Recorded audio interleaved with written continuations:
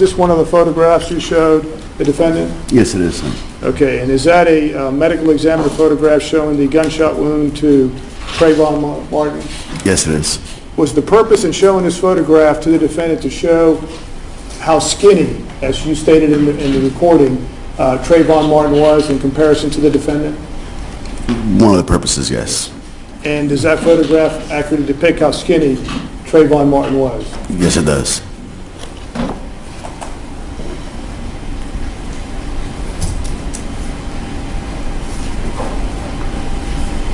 I have no further questions, Your Honor. Thank you. Cross? Yes, if I might. I'm going to turn this down unless you need it.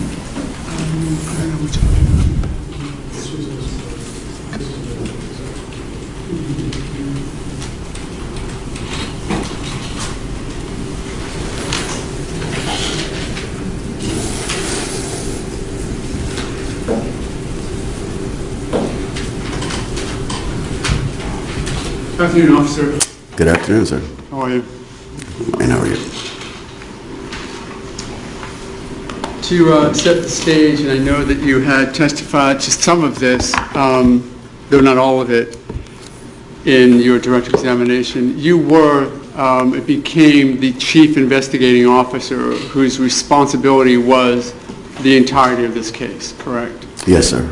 So that you were the one who looked at what was done on scene, decided what else needed to be done, tasked that out to the other people who would assist you, and basically led the investigation down the path that it was to go. Yes, sir.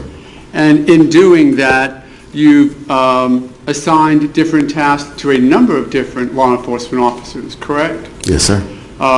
Gathering evidence was one task that you put out to other officers, correct? Yes, sir. Interviewing additional witnesses and sort of setting the stage to get all of the information available that you could, correct? Yes, sir. And once you would gather that information, then you would put that together, talk about it with your team. That included everyone up to the chief of police, Bill Lee, correct? Correct. And it even included members of the state attorney's office, the 18th Circuit State Attorney's Office, right? Yes, sir. It was all part of the investigative team that you were basically in charge of. I won't say that you were in charge of the chief of police, but within the context of this investigation, that you were running that team in order to come up with everything that needed to be done to move this case forward. Yes, sir. Okay. You haven't testified to virtually any of that yet, though, have you? You haven't testified to the tasks that were given out to the different officers. You haven't testified to your coordination of all that information coming back together, have you? As to the methodology of the case? No, I haven't. Basically, the only thing you've testified so far is the statements from my client. Correct, yes. Okay.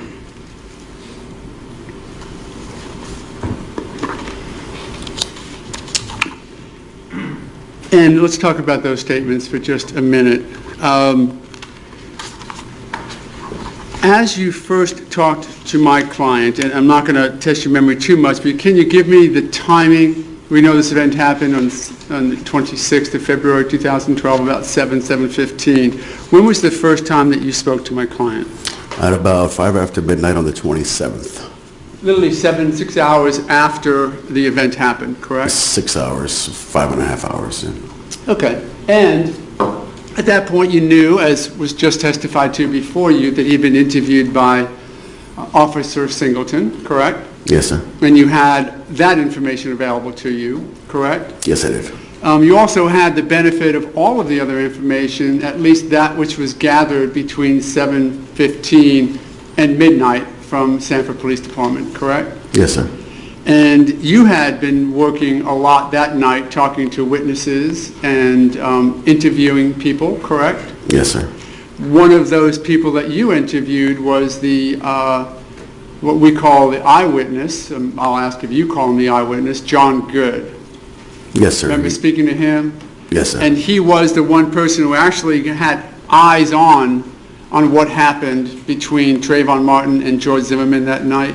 Yes, sir. And you had the benefit of that interview with you as you first talked to Mr. Zimmerman? Yes, I did. So when we look at your interview various interviews with Mr. Zimmerman.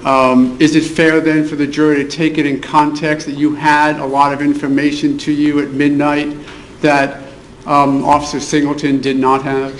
Yes, sir. Matter of fact, as I think she testified, she had virtually no information available to her at that point, did she? From what I know, no, sir. Right.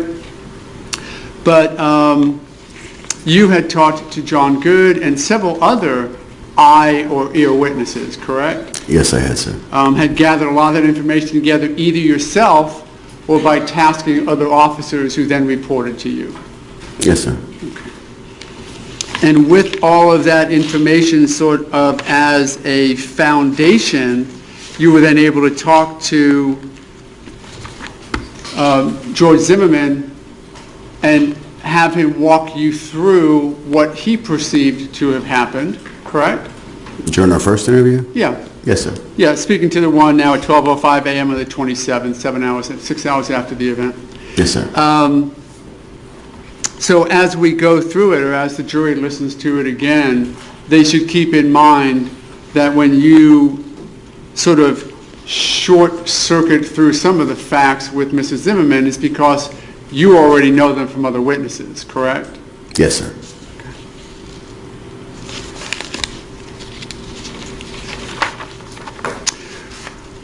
You had talked to Officer Singleton, and she had sort of downloaded onto you the substance of the conversation or interview that she had with Mr. Zimmerman, correct?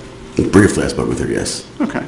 I'm going to go through the February 27th interview with you, but I'm going to ask you first, so that when we go through it, I want you to highlight it for the jury, if there were any significant differences that existed between Officer Singleton's interview several hours earlier and your interview at midnight on the 27th, okay? Okay. Did you notice any significant differences that caused you concern based upon your years of experience as an investigator? Not immediately, no, sir. Okay. For example, you had to focus on how the two people first got in contact with each other, correct? Yes, sir. And do you recall whether or not you had listened to the non-emergency call by the time you talked to Mrs. Zimmerman the first time? At that point, no, sir, I had not. You had not. But you questioned Mr. Zimmerman about whether or not he had followed Mr. Martin, correct? On our first interview, yes. I may have. I'd have to check the transcript. Yeah, and I happen to have a partial transcript here. If I were to tell you that you said you reported a suspicious person, he said yes, sir. You said you followed him, and he said yes, sir. Yeah, he so acknowledged to you that he at least followed and kept an eye on Trayvon Martin, did he not? yes, he did, yeah. Was that anything that concerned you? No, sir. Okay. You didn't at that point have the benefit of the non-emergency call where the operator asked 2 times in succession, what's he doing now, or words to like effect? No, I had not. Okay. Did it seem to you that you did not have that, you did not have that benefit of that No. transcript? No, sir. Okay.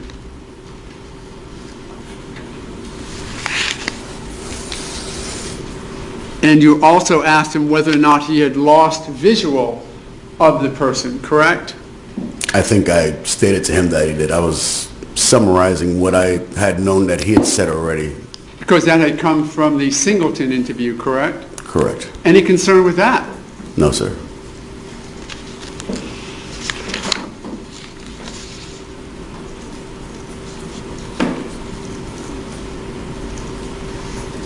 And then you had told him at the beginning of the interview that you would like to do a walkthrough or a recreation the next day, correct? Yes, sir.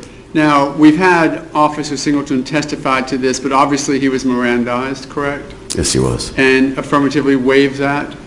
Yes, he did. And you knew and you had advised him that had he wanted to stop the interrogation at any point, that was his right? Officer Singleton did. Okay. And he never stopped the interview, did he? No, he did not. Always was willing to answer all of your questions? Completely. Matter of fact, I think it was at the end, of course, you stopped the interview, right, and said that At that point, you had other things to do with the investigation.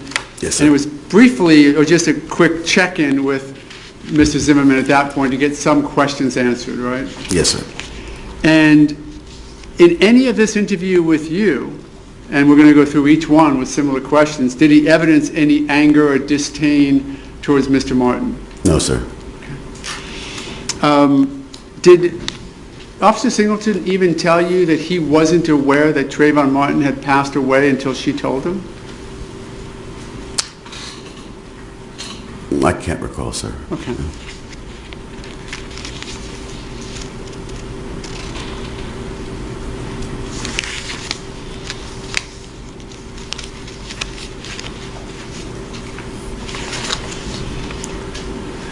The story that Mrs. Zimmerman spoke to you about, and I know that we're going to get into some other interviews that went on later.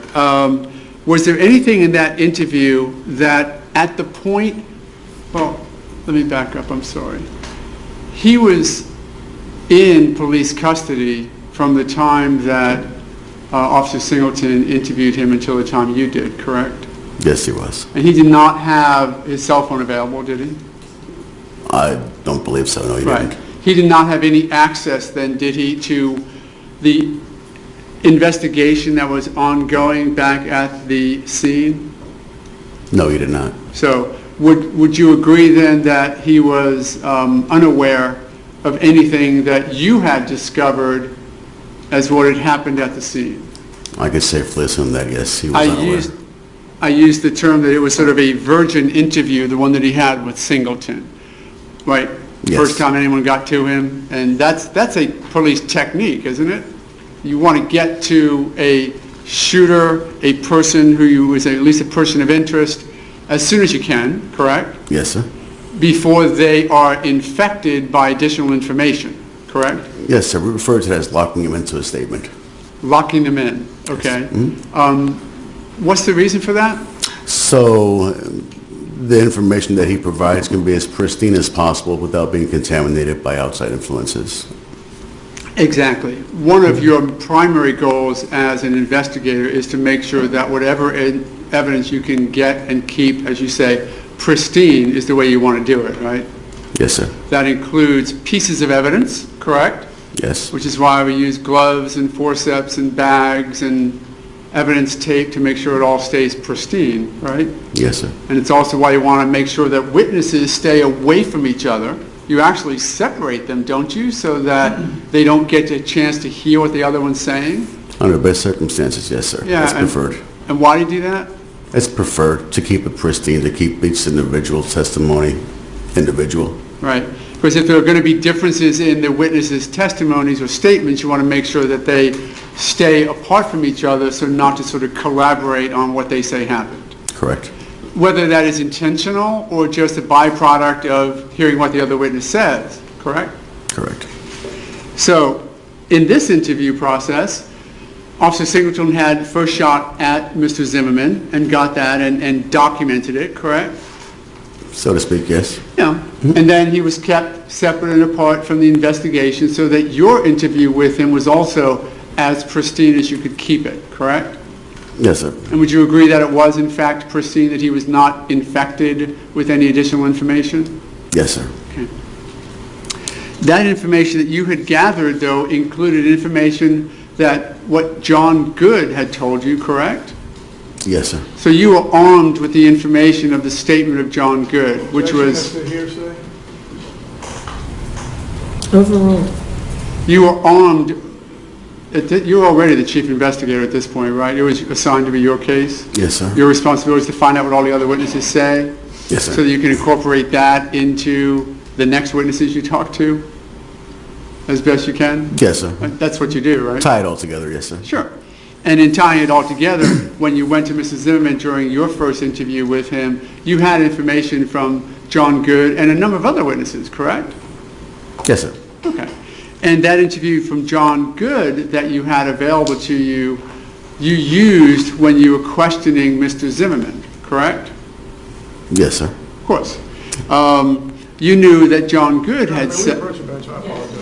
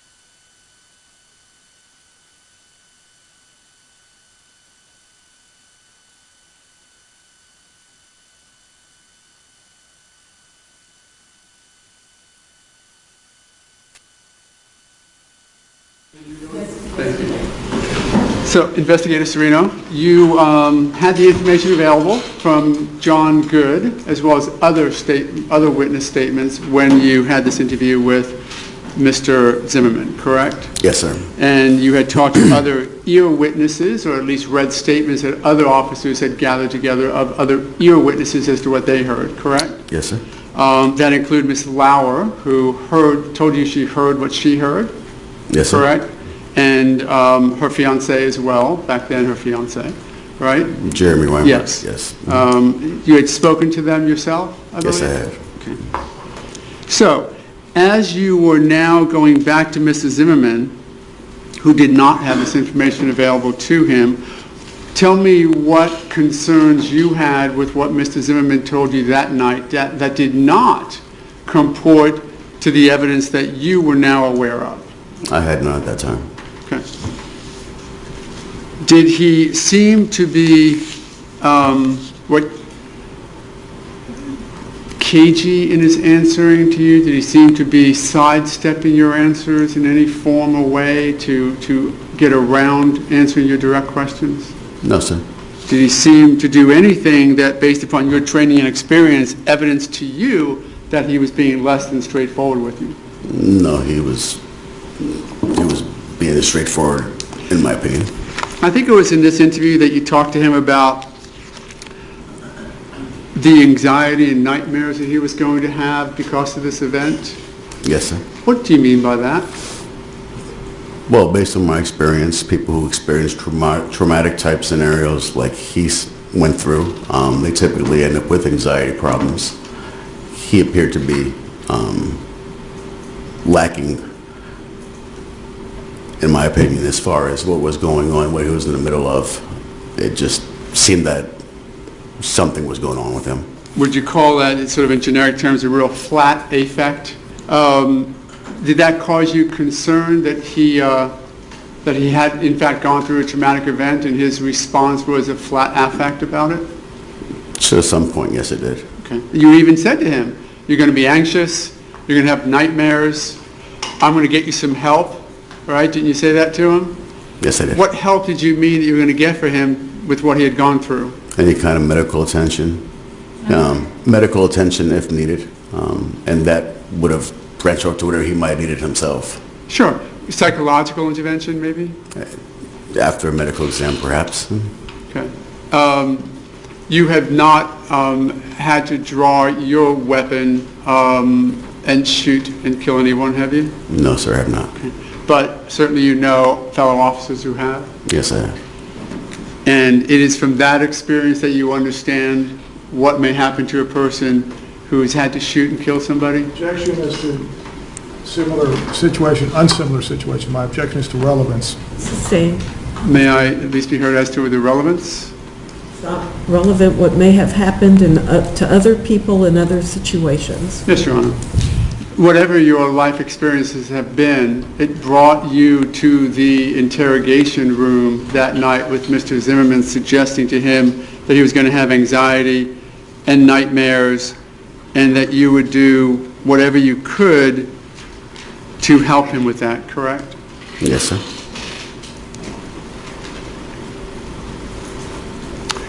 Was he cleaned up by the time that he got to you? Yes, he was. Did you see what he looked like at the scene?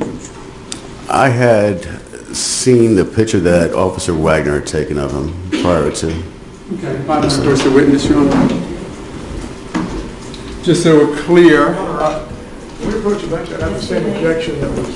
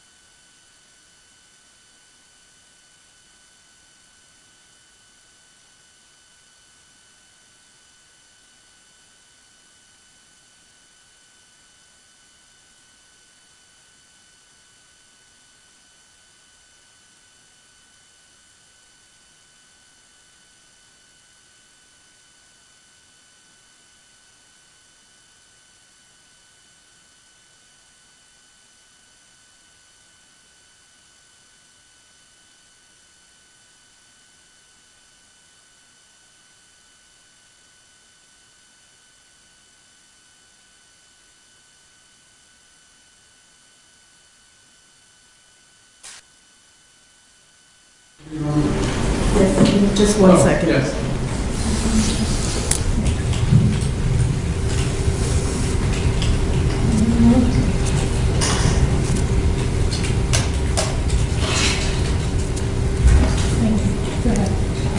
Yes, you may.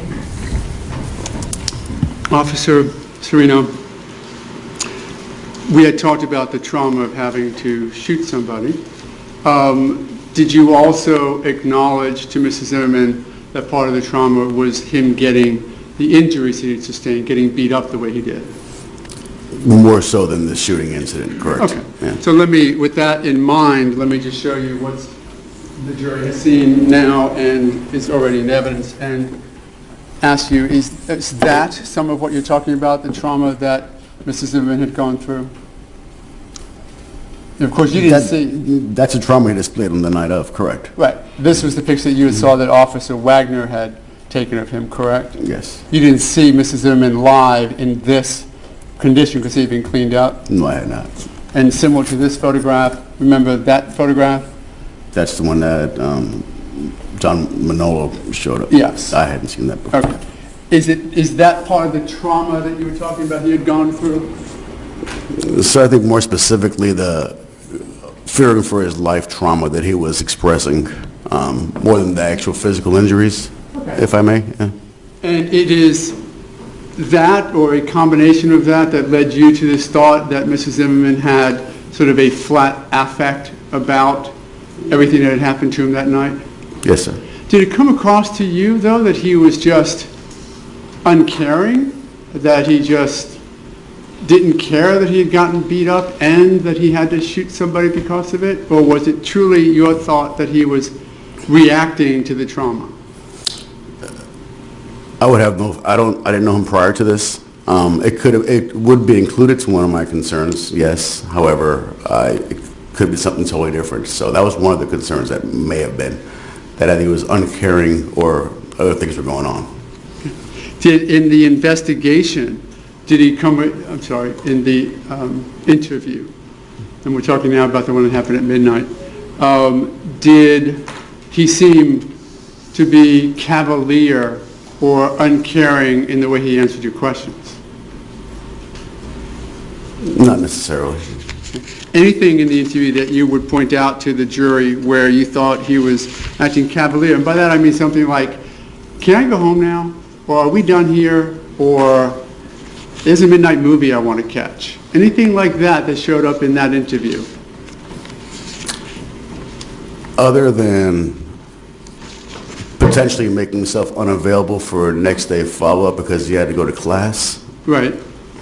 Okay, let's talk about that for a minute. You asked him about doing the interview, the recreation the next day, right? You asked him what time you get off, and he told you, I have class at 6:30. He also told you, I think the next sentence was, but I can skip it? He may have. Let's say that that's what the transcript shows. If he said that, does that then address your concern that maybe this guy doesn't care much about the investigation because all he wants to do is go to class? I wouldn't specifically go there about the whole thing, but it just appeared odd that he had that on his mind based on what just happened to him and what had ended up happening out there. It struck me as being different. Does that fall in line with your concern that he had this flat affect? That he just wasn't reacting to what he had just gone through, both in having to shoot and kill somebody and in getting those type of injuries from the beating that or the incident that he said happened to him? Among other things. Okay. Was it also as concerning to you that he just said, I got to go to work in the morning? After it was midnight, he was still with you, and yet he's planning to go to work in the morning. That was a little concerning. Okay. And again, concerning if in fact he was completely uncaring? Uncaring, among other terms. Yeah, but not a concern if it was just further evidence of his reaction to the trauma being just going flat on things. Correct. I mean, hard to say. Right. But aside from the fact that he seemed to be acting with his flat affect, There was nothing in his words that suggested an uncaring attitude, was there?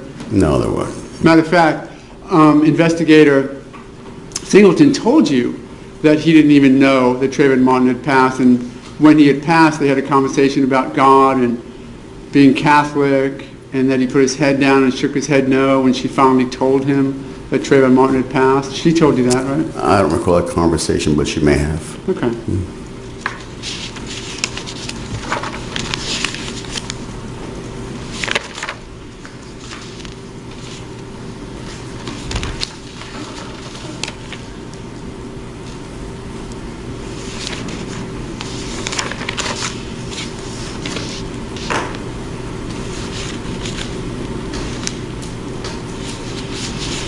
Did anything at all, and I want you to really drill into it, and I'm sorry, I know that you've heard it. I have a transcript of the interview. Would that assist you as I ask you some questions about the interview? If you have an extra copy, I might have one myself. Up to the state, if I might. Let me show it to the state first. It's not the official court reporter's transcript, but it may be used to refresh your recollection.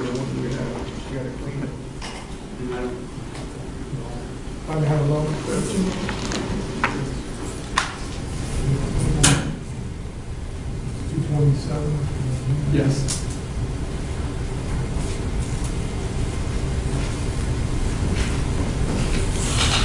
Have this marked here, if I might. Marked for identification, defense exhibit double G. Double I. Oh. Am I first witness? Yes, you may.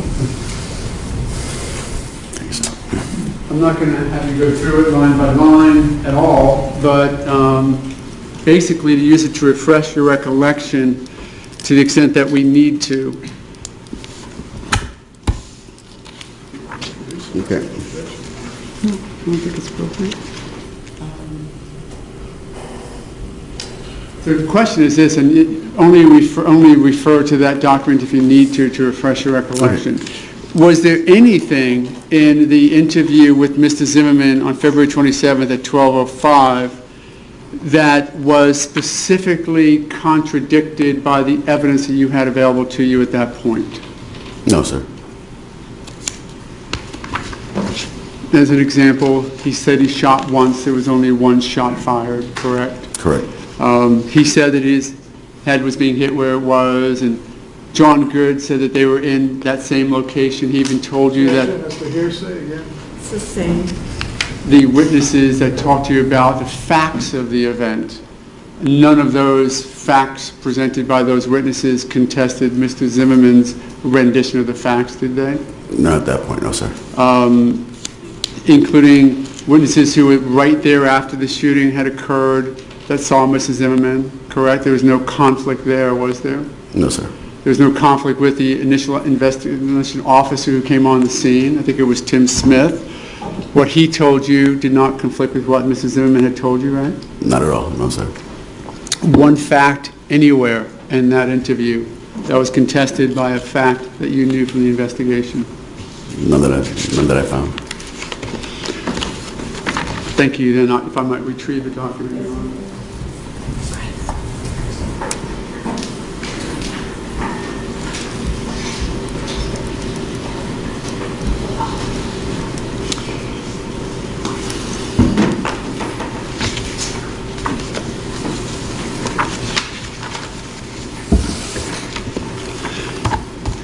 And then if you would remind the jury the next time you had contact with Mr. Zimmerman. Probably over the phone prior to meeting with him on the 29th. Okay. Oh, I'm sorry, the next day, I'm sorry, the walkthrough. That's okay. I was going to remind you. Later on the day, yeah. You had contact with him the next day when he came and met with you to do the walkthrough, correct? Technically later the same day, yes, sir. Okay. And of course, that's the video that you were here for, Yes, right? sir. So, he went to work that day, it seemed, because he waited until you got off work, correct? He made our appointment. I don't know if he went to work or not, but Okay. And he was willing to do the recreation still, correct, as we saw on the tape? Yes, sir. Any concern with doing that? No, he was All right. available. Did you notice a similar behavior, this, we're calling it now this flat affect behavior, even in the video as well? No, he was a little more animated. A little bit more resolved? You could use that word, I guess. Okay. And focus on the recreation, and let me ask you to point out for the jury inconsistencies that you noticed. I'm going to ask you for two types. The first is tell the jury the significant inconsistencies between that recreation video and what he had told you the night before. Right, let's just start there. Okay.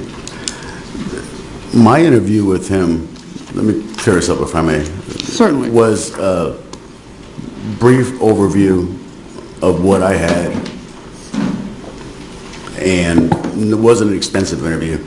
I can attest to what the interview with Officer Singleton and the walkthrough was based on what I saw. That'd be more fair. I kind of went in there to move things along because I was kind of focused on trying to identify who the decedent was at that time. Who what? I was more focused on trying to identify the deceased at that point. Right. So the interview with him was rather short, if you can call it an interview, but I'll try. Okay, but the one talking about the interview at midnight, you're talking about, correct? Yes, sir. Mm-hmm. But that's where you had at that point, and let me open up the comparison for a moment to say, I also want you to tell us of any discrepancies in the recreation video that existed either in your interview with him at midnight or investigator or officer Singleton's interview with him at 8 p.m. that you had available to you. So as the investigating officer, you've looked at, I'm not going to talk about the other evidence yet, we're going to get to that in a second, but just my client's statements to either Officer Singleton or you the night before and the differences that you noticed in the video. Okay, sir. Okay, that's my premise question. So tell me, what are those? I can't think of none offhand. None specific, none that come to mind right now, no. Okay. Obviously, you had an opportunity to review all of this information well before today, correct? Yes, I I did. mean, you were studying this from the 27th until I think at least March 12th or thereabouts, correct? I've been studying it, yes. And that included all of the information and reviewing all of his statements and comparing them, correct? Yes, but when you say inconsistencies, I can tell you as far as a statement saying that he fell as soon as he was hit once. Sure. I mean, it's, Well, let me premise it with this then. In a situation like this where you have what you believe Mr. Zimmerman went through, both parts of that trauma, and multiple interviews of him, would you expect that there are going to be some differences? absolutely. And why is that? Because we're not robots as people. I mean, not knowing him personally, I don't think I've ever heard of somebody remembering step by step exactly how stuff occurred that they were involved in, unless they're looking from the outside looking in. Matter of fact, if someone were to come to you and have the exact same story down fact for fact and word for word, sentence for sentence, each time you talk to them, what would you think about that person's honesty or veracity? Either they're being completely honest or completely false to an extreme. If you, as a cop on the street, came upon somebody and asked them 3 different times, 3 weeks apart, what happened, and they came up with the exact same story, wouldn't you think they were lying to you each and every time? It's hard to say. I'm a professional skeptic. It's hard to say. I guess it's sort of job security being a professional skeptic, right? Sort of It's a sharp requirement more. Yeah, requirement, I guess. Okay. So in your interviews continuing as they were with Mr. Zimmerman, you would expect that things are going to change over time, correct? Potentially, yes. You would, and if they were to change in significant ways, if he were to add in some brand new fact or truly change direction, you would note that, correct? Yes, sir. Because that would in fact suggest a change not just in the presentation but in the real substance of it. Yes, sir. And you're attuned to look for those as the investigator in this case? Yes, sir. And did you notice anything to bring to the jury's attention today that caused you that concern, that spidey sense that something's going wrong with what he's telling you? Nothing I can articulate, no, sir. Matter of fact, as we look at that video, as you looked at it, it was quite consistent with what he had told you before, correct? Yes, sir.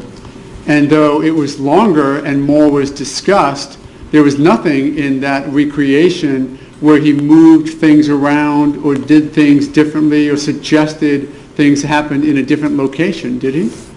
Nothing major, no, sir. Now, let's talk about, and we're building up to what I call the challenge interview. I know that's next, but let's stick on this one, the recreation interview. Okay. You, of course, had some more information. You had another day's worth of an investigation, right? Because you were working the case the entirety of the 27th, right? Yes, sir. So you had been gathering more witness statements and more of the law enforcement workup that was being done, correct? Yes, sir. Would you agree you probably had a dozen or 15 witness statements available to you on the 27th? Approximately. Right. Somewhere there. And had reviewed all of those in planning for your next communication with Mr. Zimmerman? Yes, sir. Okay. Did what he say on the recreation video contradict any of the witness statements that you had gotten so far by Friday, or sorry, the 27th at 5 p.m.? Nothing directly. Anything at all that you can explain to the jury where you looked at it and said, this piece isn't fitting? Nothing as far as the information that he had given us, no. Would you agree that any of the slight inconsistencies that did exist on that video you would sort of assign as just being the way interviews go? Perhaps, yes. Well, anything else besides that? Nothing that comes to mind, no. As far as something that would have triggered something more than just me continuing to talk to him. Okay. Because at this point, you had fairly specific evidence that Mr. Zimmerman was acting in self-defense that night, correct? I had information that would have supported that, yes, sir. Well, you had his injuries, for one, correct? Correct. That certainly fit into your formula, did it not? Yes. You had a bunch of witness statements, including John Good, correct? Yes. And that fit into the self-defense theory that you were looking into, right? Yes. Part of your job is to investigate crime, right? I mean, pretty much most of what you do. Yes, sir. And in the context of investigating crime, you also, by nature, have to investigate the existing defenses, right? Absolutely. You are charged with the responsibility of looking at an event like this and determining whether or not self-defense exists. May we approach the bench regarding this issue? Yes.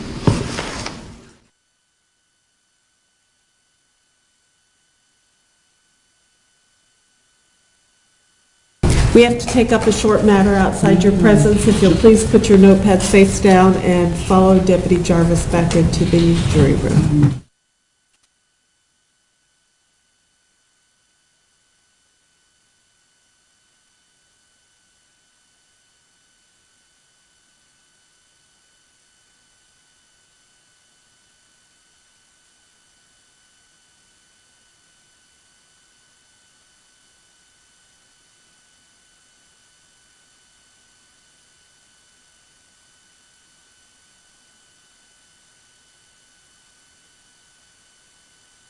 I'm going to ask you to go back and read, please be seated, to the court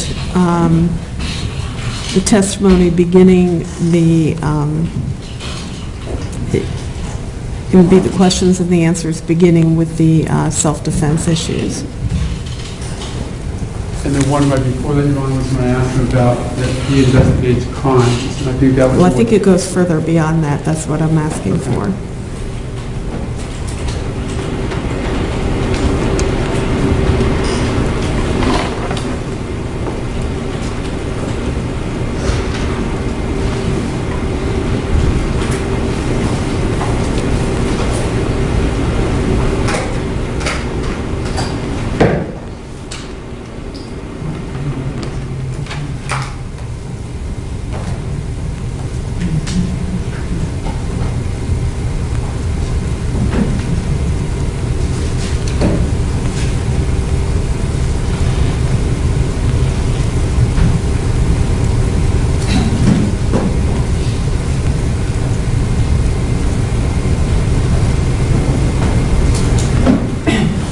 I'll start with a page and cut back.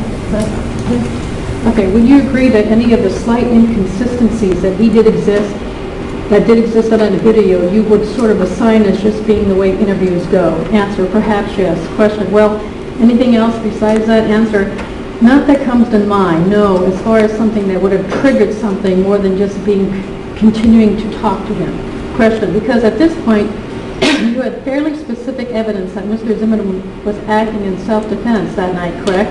Answer, I had information that would have supported that, yes, sir. Question, well, you had his injuries for one, correct? Answer, correct. Question, that certainly fits into your formula, did it not? Answer, yes. Question, you had a bunch of witness statements, including John Good, correct? Answer, yes, sir. Question, and that fits into the self-defense theory that you were looking into, right? Answer, yes. Question, part of your job is to investigate crime, right? I mean, pretty much most of what you do. Answer, yes, sir. Question, and in the context of investigating crime, you also by nature have to investigate the existing defenses, right? Answer, absolutely. Question, you are charged with the responsibility of looking at an event like this and understanding whether or not self-defense exists. And there was the objection.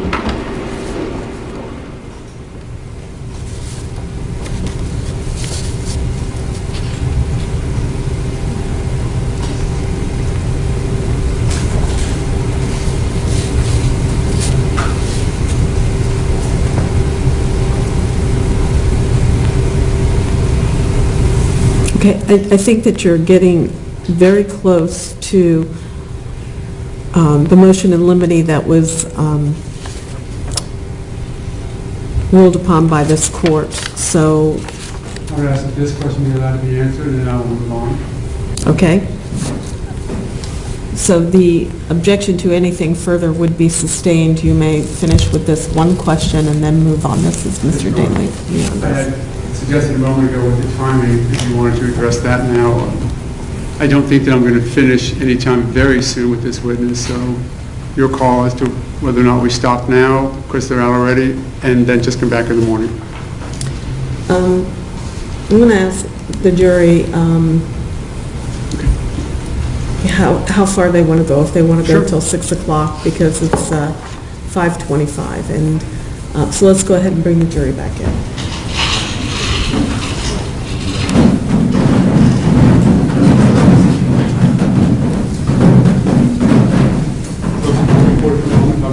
Yes.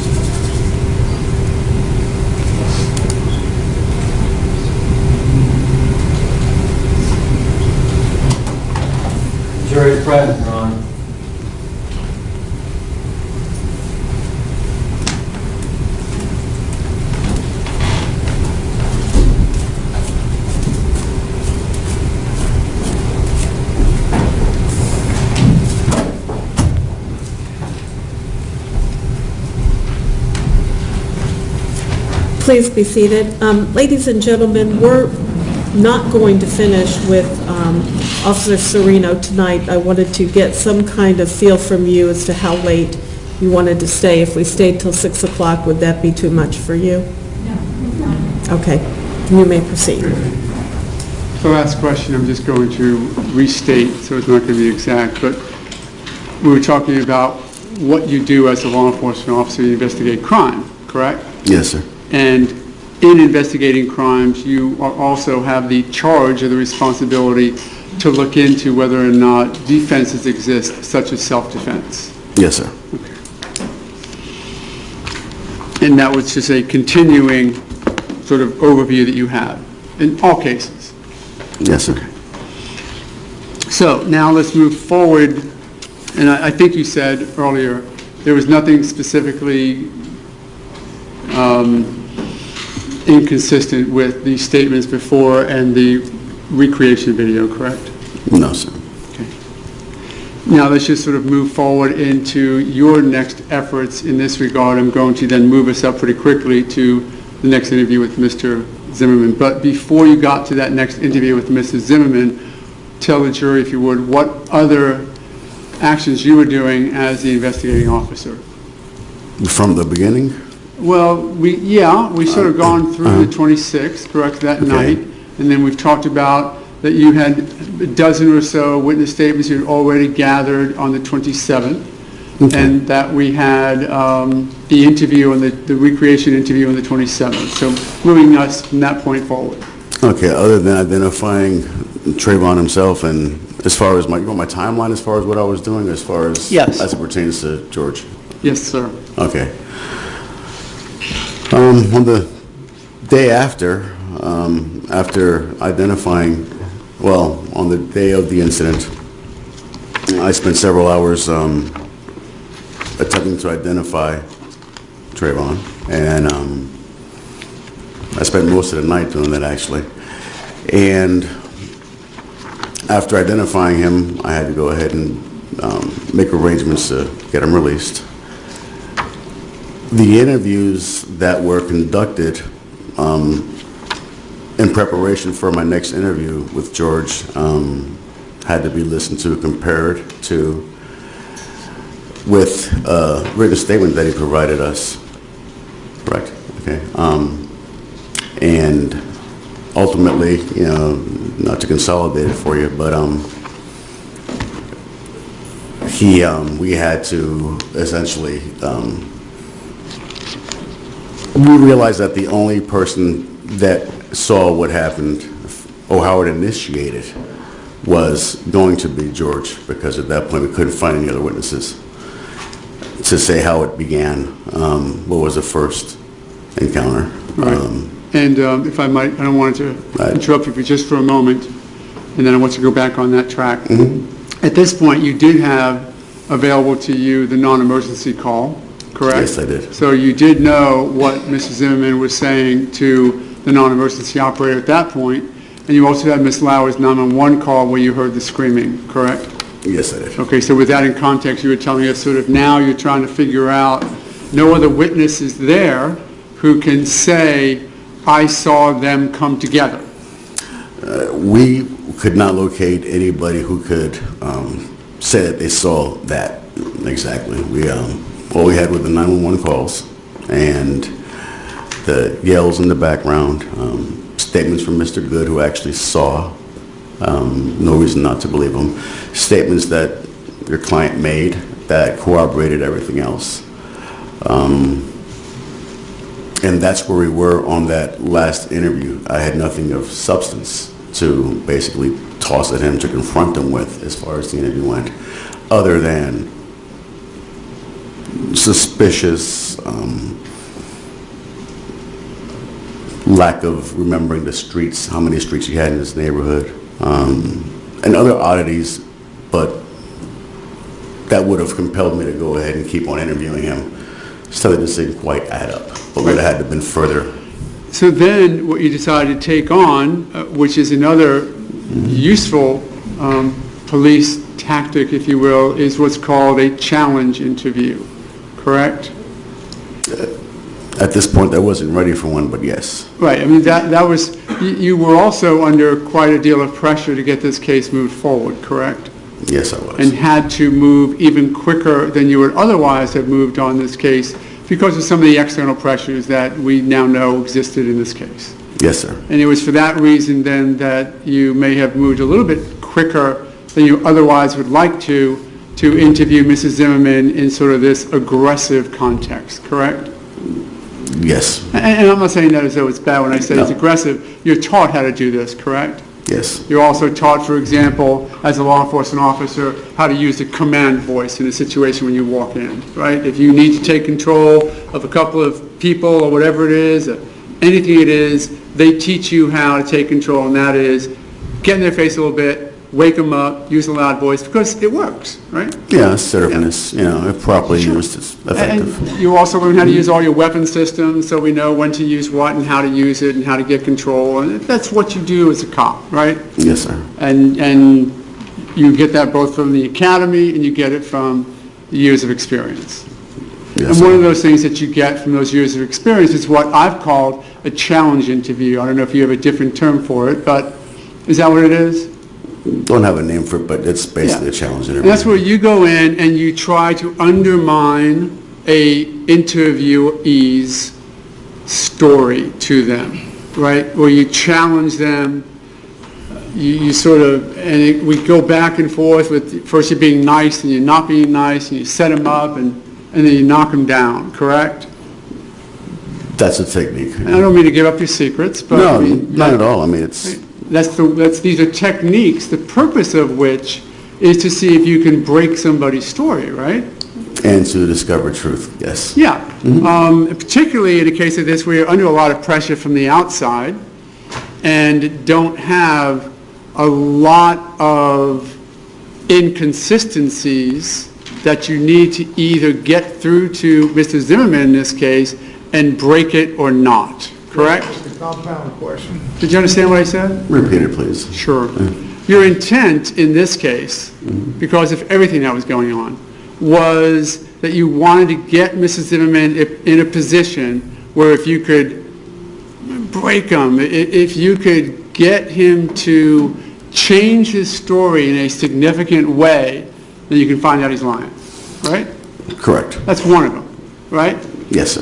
At the very least, what you do is you try and crack that door open a little bit, right? Get just a stream of light coming through so that you can really push through it if he's lying to you. Yeah, I'm seeking, the omission that may be there, the exaggeration that may be there. Yeah. Just, yeah. Or the anger that may be there that he didn't show before, or just hit him with something that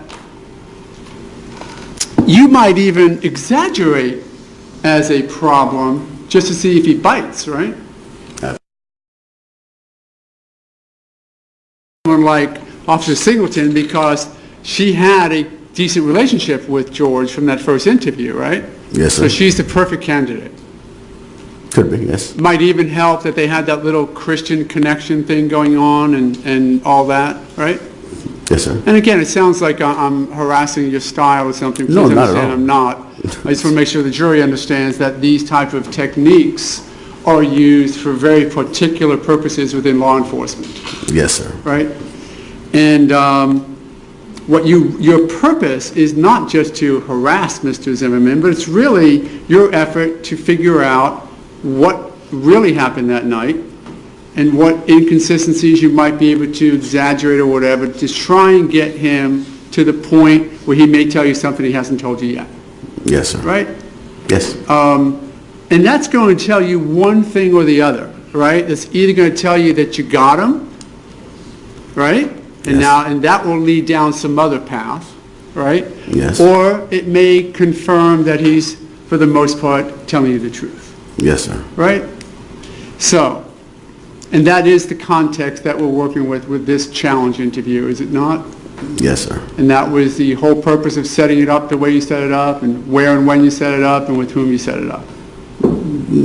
Not specifically intended for that, but we didn't plan a challenge interview. It was just another interview. There could have been more, but I was It wasn't as formatted as that, but yes, that's usually the way it turns out to be. Well, I don't want to misspeak. Are you now, you're not suggesting that your intent here wasn't to challenge him as best you can to see if you can break him, right? I was gentle. The challenge, when you say challenge interview, I'm thinking more, if I have something to challenge him with, at this point, I'm still not quite ready to challenge him, yeah. Well, you know, for example, you start the interview out by saying, you know, you've heard of Murphy's Law, right? Correct. This person was not doing anything bad. You don't know the person of the name of the person that died, right? First of all, without going further into anything at all, but you were just going to present Mr. Martin as good as you can to Mr. Zimmerman for that same type of challenge interview style, right? I didn't know anything other than that about Mr. Martin, so that was, a baseline saying that I just wouldn't consider a complete challenge interview in that context. And again, that's why you would mention his name in the interview, making sure that you reminded George of his name to sort of personalize the passing of somebody. Absolutely. And again, that's sort of a bit of a psychological move just to, again, try and get George set for the fact that further on into the interview, you're going to start challenging him on things. Yes, sir, but like I said, I didn't have much to challenge him with. I mean, we'll get to that. Okay. But that was the intent, right? Not necessarily, but it was one of the, when you say intent, are you talking sole intent? I mean... No. Okay, then it wasn't intent. Okay. Yeah, I don't mean, you want to get more information from him too. Yeah, there was a lot of information I didn't have to challenge him with, but yes, that's one of the intentions behind that interview. You would agree that the style of this interview, as we've just heard it, is a more aggressive style of interview that you took on because you wanted to get some information from Mr. Zimmerman to challenge him on what he knew and didn't know, right? You could say that, yes. Will you say that? It was more challenging than the first interview. Okay. But on the scale of challenging interviews, it was mild. You've had challenge interviews that were much more in the person's face, correct? Usually when I had something more than what I had. And I was just going to say, that's where you walk into the guy who just, you know, exactly, stole 8 cars in the neighborhood, and you have his fingerprints on 6 of them, and he's just telling you that he was in the library studying, right? Correct. So that's that challenge interview is you walk in and go, you got one last chance. You're going to prison for a long, long time, or you're telling me what happened. And that's a real aggressive challenge interview, correct? Yes, sir. So you have to modify the challenge interview style based upon what it is you actually have to hit him with.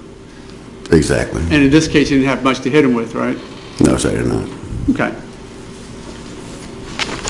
So you sort of walk him through everything that he had done. Now, the reason why you're having him repeat everything in greater detail is, again, to see if you can wean out any inconsistencies from him, right? Or omissions, yes. Or omissions, yes. He may just break down and say something that he didn't acknowledge before. Admission, omissions, yeah, I was talking about stuff you might have left out. Admission. So, Okay. more information. And as to the information, in the first few pages, anything else that he added that he had not talked to you about, at least in general terms? No, sir. Anything inconsistent? Nothing major. Then you start with, again, some of the sort of psychological underplay with him that he's going to be under a lot of scrutiny, right? You're trying to go to bat for him. You're going to have to speak for him, right? That you're sort of laying that into the framework here? In this particular case, I mean, he could have been considered a victim also. I mean, it's one of those investigations where... Agreed, but you were dealing with a lot going on that impacted on your investigation, correct? Regardless of what was going on, I still kept an open mind that he could be a victim. Okay.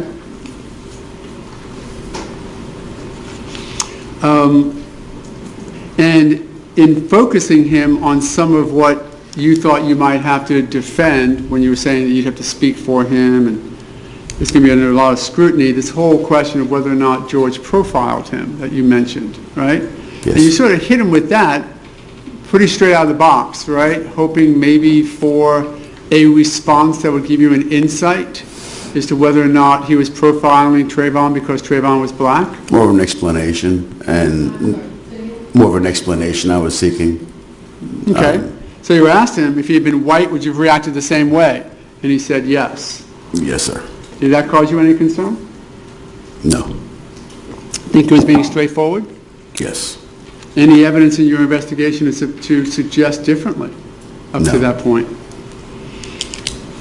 But you would agree that that was sort of something you want to play out there for him to respond to see if that might open something up? There were external concerns about that, external concerns, and I needed to get that clarified. Okay. And you did? Yes, I did.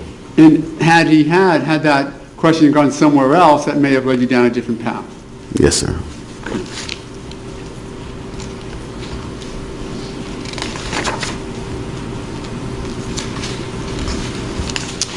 You also had a concern that you evidenced to him or sort of challenged him on because you had an issue of whether or not his rendition of getting hit dozens of times were supported by the forensic evidence of his injuries, correct?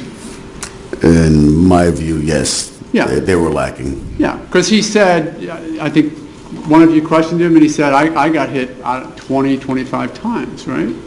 I believe he said 25 to 30 times. 25 or 30. It didn't seem as though there was injuries sufficient to somebody getting hit 25 or 30 times, right? No, it did not. Okay. As you mentioned earlier, the trauma that he had been through, do you believe in your investigation of him that it may have just felt like he was getting hit 25 or 30 times? Based on personal experience, it could be a panic thing more. Yes, it very well could have been. Okay. So that in and of itself was an area that was a concern of yours, correct, but not something that suggested that he was just making that story up, did it? No. Matter of fact, have you had a chance to look at the pictures of his injuries before they started healing when you saw him? Yes, I did. Okay, those are the injuries that were taken at SPD, Stanford Police Department that night? Yes. Without having you go through each and every one, the jury's seen them now probably 3 or 4 times. Would you agree that there were numerous different bruisings and injuries on both sides of his scalp first? There were injuries. Okay. However, based on the way I'd view him as a major crimes investigator who's seen injuries a lot worse than that, I didn't consider them life-threatening. Of course. Matter of fact, we Once don't, again. and we don't need to see life-threatening injuries, do we? No. Okay. We don't need to see any injuries, do we? No, we don't. Yeah, he did have some. Yes, he did. And he had the nose injuries we talked about, and he had the lacerations on the back. You saw those pictures, right? Yes, sir. And he did see, you saw the bruisings or the swelling on both sides of his head. Did you see those? I saw imperfections. You can call it that, yes. Yeah, some what they call punctate bruising, like cement bruising on Bumps, contusions, yeah. Okay. And to the extent that you don't recount them all here today, agree that the jury can simply look at those pictures that were available to you at Stanford Police Department, taken really right around the time of the first midnight interview, and rely on those rather than your memory? Yes. But still, in your mind, it was questionable to you why he thought he was getting hit 25 or 30 times. I was being subjective, trying to, yes, it was, And that was, did you finish? I'm sorry. I'm good now. Okay, and that was one of the sort of subjects you focused on to see if you can move him a little bit? Perhaps, yes.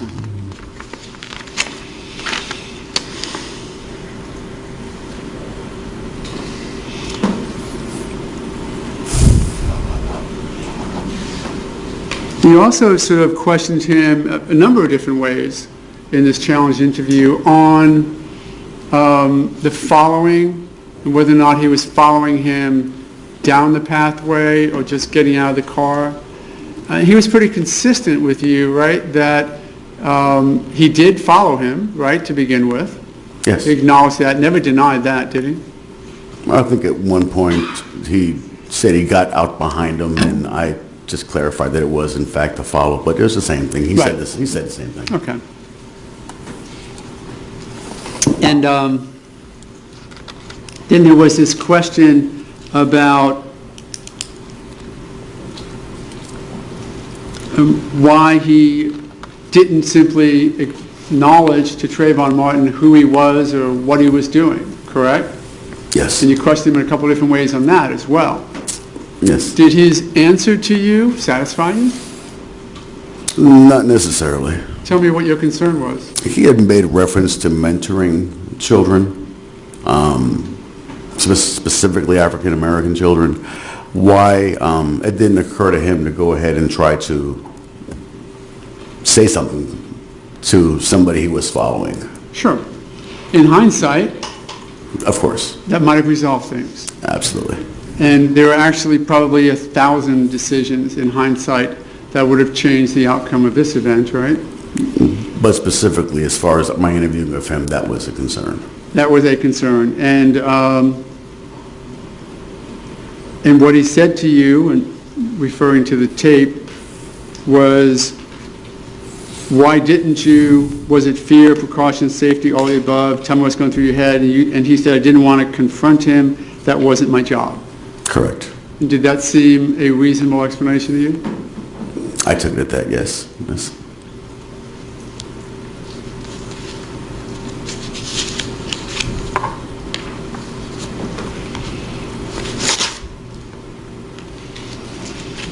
You also challenged him on the question about some of the timing, about when Trayvon Martin was near the car, when he wasn't, whether or not he'd come back towards the car or not, correct? I believe that was while he was going back to his truck. George was Zimmerman, your client. I questioned about the timing that took him to get back to his vehicle. Okay. Yeah, because you were wondering why it might take 80 seconds if he was at the T intersection, why it would take 80 seconds to walk back to his car? Yes, it seemed that there was a pause somewhere in there. Yeah, and he said to you... It seemed there was a pause in there somewhere, like he paused. It seemed like there would be a pause in there because of the time. Right, because there was about 80 seconds that you want to at least have him explain to you, correct? Yes, sir. And in context, he explained it to you by saying, that was when I'd actually walked all the way over to my street, Retreat View Circle, which was those 40, 50, 60, we'll look at it, feet or so, to Retreat View Circle past the T, correct? I don't recall his responses, but I was measuring from Retreat View Circle to his vehicle, and I'd have to listen to it again, but it just seemed excessive. There was a time there, but I do think that he did say that he actually paused to pick up his flashlight or something. To pick up? His flashlight, somewhere in there. Again, we'll sort of defer to the tape as far as exactly what was said back and forth during this interview.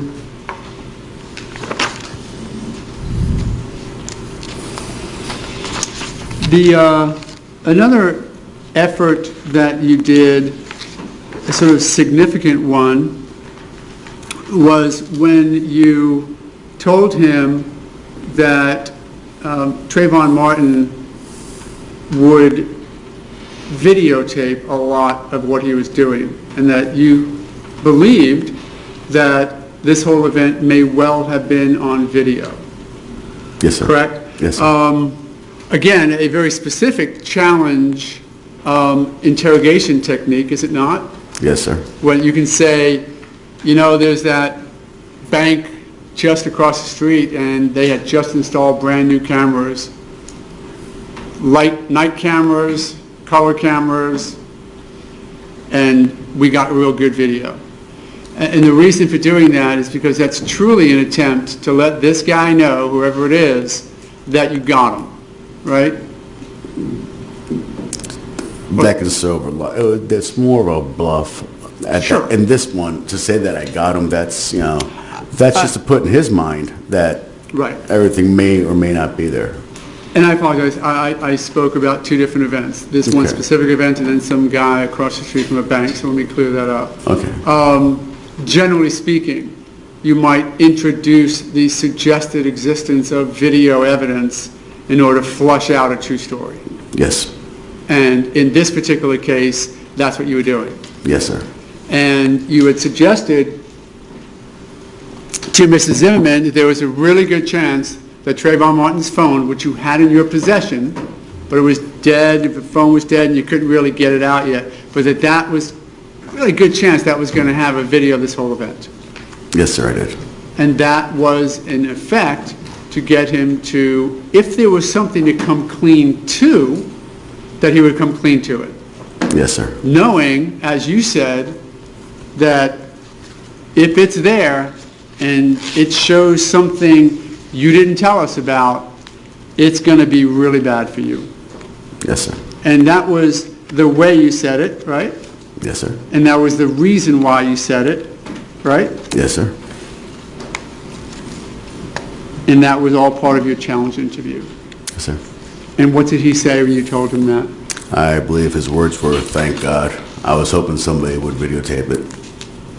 What indication did him saying to you, "Thank God, I really hope somebody videotaped it," what did that indicate to you? In my opinion, would have been truth. As to what the defendant was thinking or not? No. I'm sorry. I got to stop doing that, and I apologize, Your Honor. Well, the question was, what did that indicate To to him. him? Correct. To Officer Serino? That was my question. Okay. Your What the objection? defendant was thinking, I think the question was, maybe I No, misunderstood. it's the indication from that response. What did that indicate to Officer Serino? So overruled. You want me to rephrase the question? Please. Sure. The fact that George Zimmerman said to you, "Thank God, I hope somebody did videotape the event or the whole event," his statement, what did that indicate to you? Either he was telling the truth, or he was a complete pathological liar, one of the two. Okay. Now let's look at overall. Was there anything else in this case where you got the insight that he might be a pathological liar? No. Matter of fact, everything that he had told you to date had been corroborated by other evidence that you were already aware of in the investigation that he was unaware of. Correct. Okay, so if we were to take pathological liar off the table as a possibility just for the purpose of this next question, you think he was telling the truth? Yes.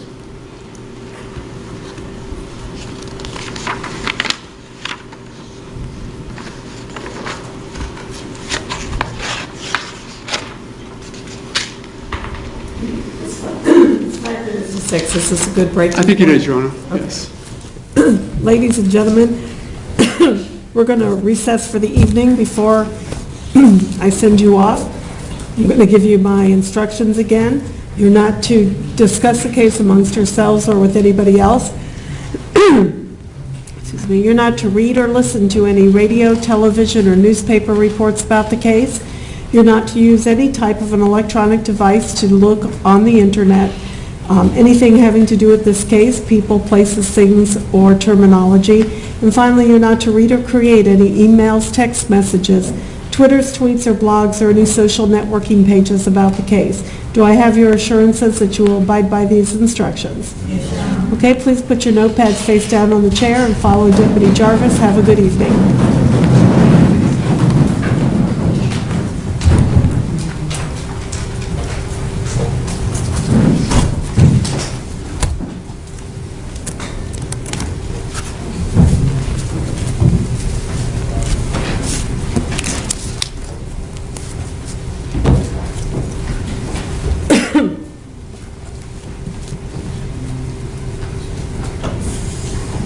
Please be seated. Officer Serino, we're going to recess, and of course, you're free to go about your personal business, but we're going to start again tomorrow at 9 a.m.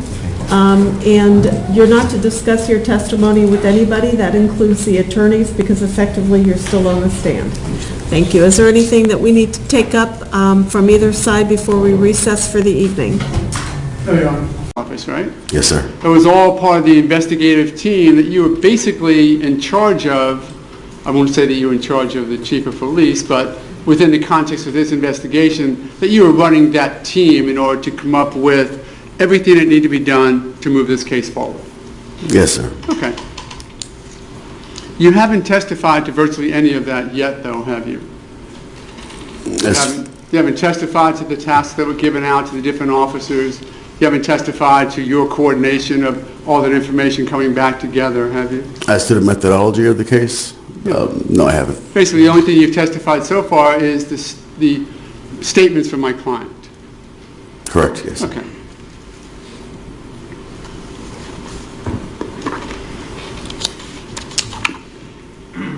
And let's talk about those statements for just a minute. As you first talked to my client, and I'm not going to test your memory too much, but can you give me the timing? We know this event happened on the 26th of February 2012, about 7:15. When was the first time that you spoke to my client? At about 5 after midnight on the 27th. Literally 6 hours after the event happened, correct? 6 hours, 5.5 hours. Yeah. Okay. And at that point you knew, as was just testified to before you, that he'd been interviewed by Officer Singleton, correct? Yes, sir. And you had that information available to you, correct? Yes, I did. You also had the benefit of all of the other information, at least that which was gathered between 7:15 and midnight from Sanford Police Department, correct? Yes, sir. And you had been working a lot that night, talking to witnesses and interviewing people, correct? Yes, sir. One of those people that you interviewed was the what we call the eyewitness. I'll ask if you call him the eyewitness, John Good. Yes, sir. Remember speaking to him? Yes, sir. And he was the one person who actually had eyes on what happened between Trayvon Martin and George Zimmerman that night. Yes, sir. And you had the benefit of that interview with you as you first talked to Mr. Zimmerman? Yes, I did. So when we look at your interview, various interviews with Mr. Zimmerman, is it fair then for the jury to take it in context that you have? Yes, sir. And in any of this interview with you, and we're going to go through each one with similar questions, did he evidence any anger or disdain towards Mr. Martin? No, sir. Did Officer Singleton even tell you that he wasn't aware that Trayvon Martin had passed away until she told him? I can't recall, sir. Okay.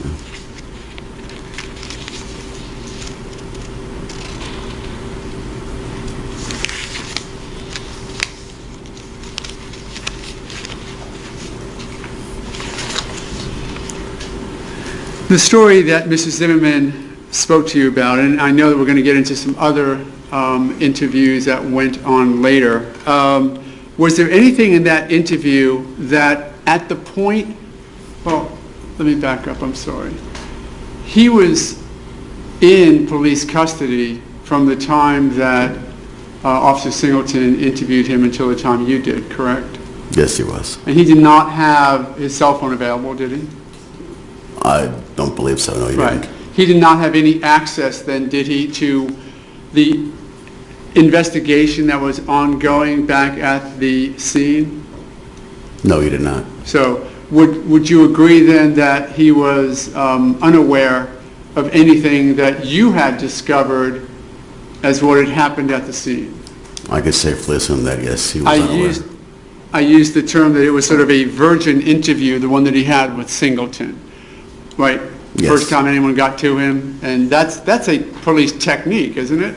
You want to get to a shooter, a person who is at least a person of interest, as soon as you can, correct? Yes, sir. Before they are infected by additional information, correct? Yes, sir. We refer to that as locking him into a statement. Locking them in, okay. What's the reason for that? So the information that he provides can be as pristine as possible without being contaminated by outside influences. Exactly. One of your primary goals as an investigator is to make sure that whatever evidence you can get and keep, as you say, pristine is the way you want to do it, right? Yes, sir. That includes pieces of evidence, correct? Yes. Which is why we add a lot of information to you at midnight that Officer Singleton did not have. Yes, sir. Matter of fact, as I think she testified, she had virtually no information available to her at that point, did she? From what I know, no, sir. Right. But you had talked to John Good and several other eye or ear witnesses, correct? Yes, I had, sir. Had gathered a lot of that information together either yourself or by tasking other officers who then reported to you. Yes, sir. And with all of that information sort of as a foundation, you were then able to talk to George Zimmerman and have him walk you through what he perceived to have happened, correct? During our first interview? Yeah. Yes, sir. Yeah, speaking to the one now at 12:05 a.m. on the 27th, 6 hours after the event. Yes, sir. So as we go through it, or as the jury listens to it again, they should keep in mind that when you sort of short-circuit through some of the facts with Mrs. Zimmerman, it's because you already know them from other witnesses, correct? Yes, sir.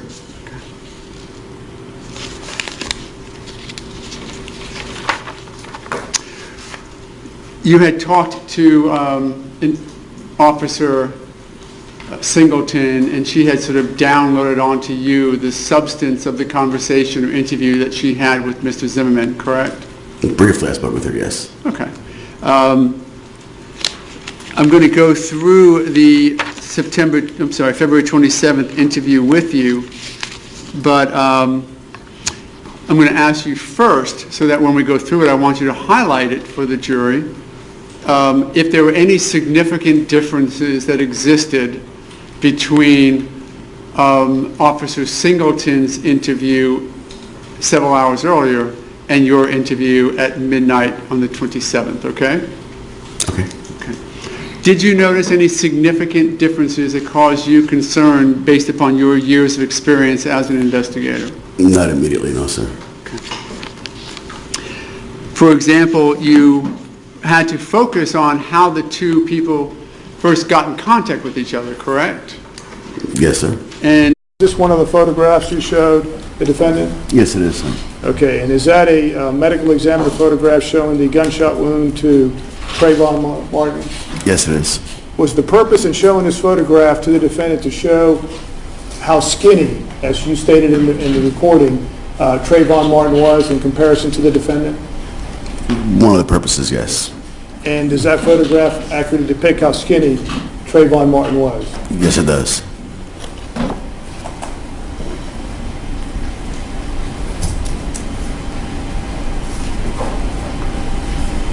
I have no further questions, Your Honor. Thank you, Cross. yes, I might. I'm going to turn this down unless you need it.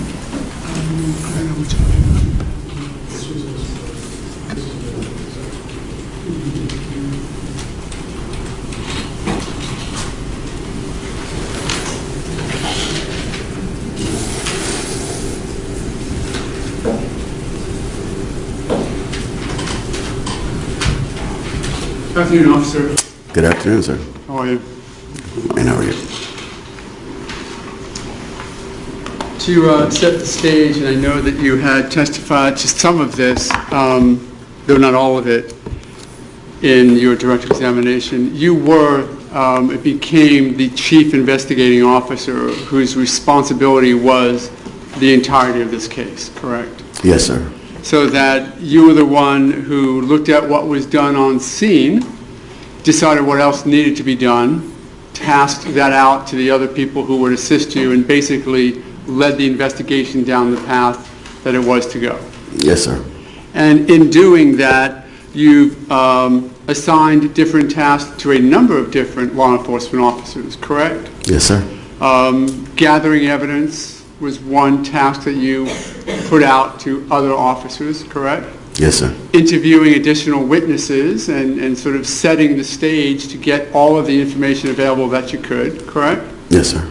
And once you would gather that information, then you would put that together, talk about it with your team, that included everyone up to the chief of police, Bill Lee, correct? Correct. And it even included members of the state attorney's office, the 18th Circuit State Attorney's Office. Do you recall whether or not you had listened to the non-emergency call by the time you talked to Mrs. Zimmerman the first time? At that point, no, sir, I had not. You had not. But you questioned Mr. Zimmerman about whether or not he had followed Mr. Martin, correct? On our first interview, Yes. I may have. I'd have to check the transcript. Yeah, and I happen to have a partial transcript here. If I were to tell you that you said you reported a suspicious person, he said yes, sir. You said you followed him, and he said yes, sir. Yes, he sir. acknowledged to you that he at least followed and kept an eye on Trayvon Martin, did he not? Yes, he did, yeah. Was that anything that concerned you? No, sir. Okay. You didn't at that point have the benefit of the non-emergency call where the operator asked 2 times in succession, what's he doing now, or words to like effect? No, I had not. Okay. Did it seem to you that you did not have that, I'm sorry, you did not have that benefit of that transcript? No, sir. Okay.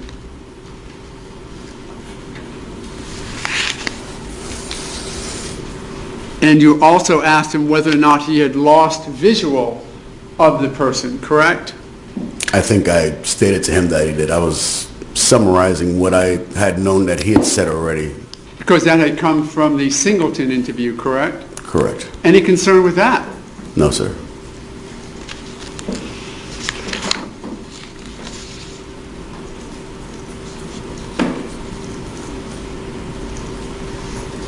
And then you had told him at the beginning of the interview that you would like to do a walkthrough or a recreation the next day, correct? Yes, sir.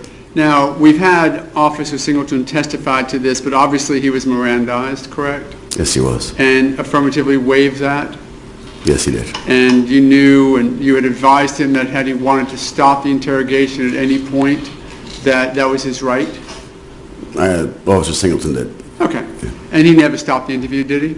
No, he did not. Always was willing to answer all of your questions? Completely. Matter of fact, I think it was at the end, of course, you stopped the interview, Rhett, and said that at that point you had other things to do with the investigation. Yes, sir. And it was briefly, or just a quick check-in with Mr. Zimmerman at that point to get some questions answered, right?